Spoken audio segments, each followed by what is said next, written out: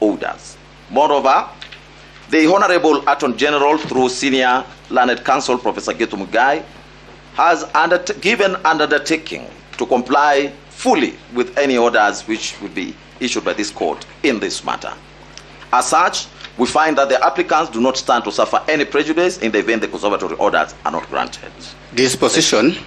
As we conclude, we reiterate that this matter holds significant public interest and we remain committed to an expeditious examination of the petitions. Therefore, we will further provide directions within this ruling. Consequently, the following orders are hereby issued. 1. The applications for conservatory orders are hereby disallowed. 2.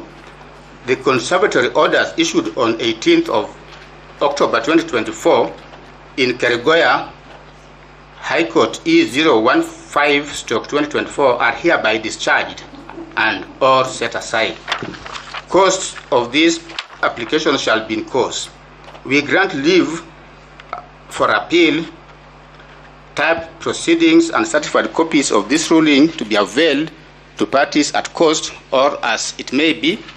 We will mention this matter on 7th of November 2024 at 2 p.m. in the open court.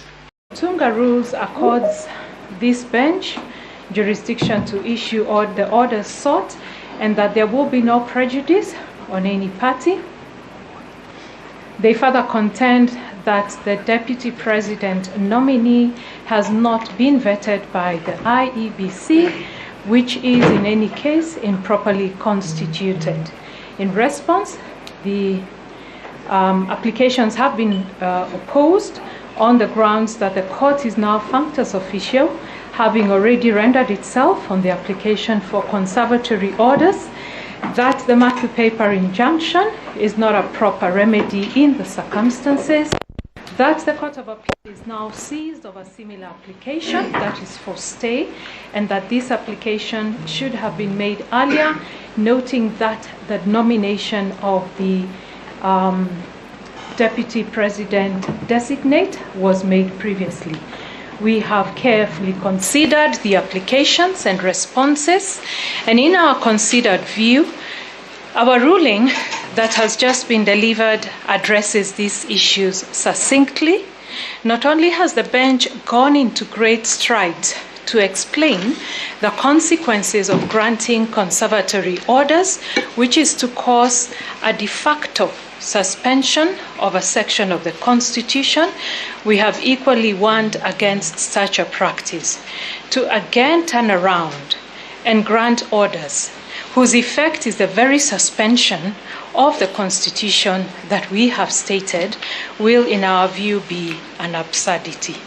We further note that some of the arguments that have been raised on the floor will form substantive arguments at the main hearing of the petitions.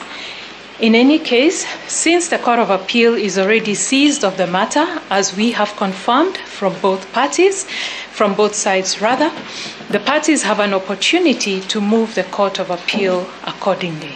As such, the applications are all hereby disallowed. Orders accordingly.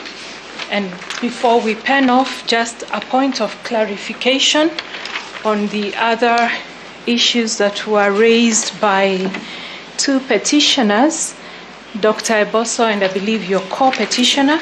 If you are able to access this ruling, the ruling of today on CTS, you will note that disposition number E states that there will be a mention for further directions on the way forward in respect of pending applications and pending petitions on the 7th of November at 2:30 p.m. in open court. We will address that pending application during that mention. All right? My lords,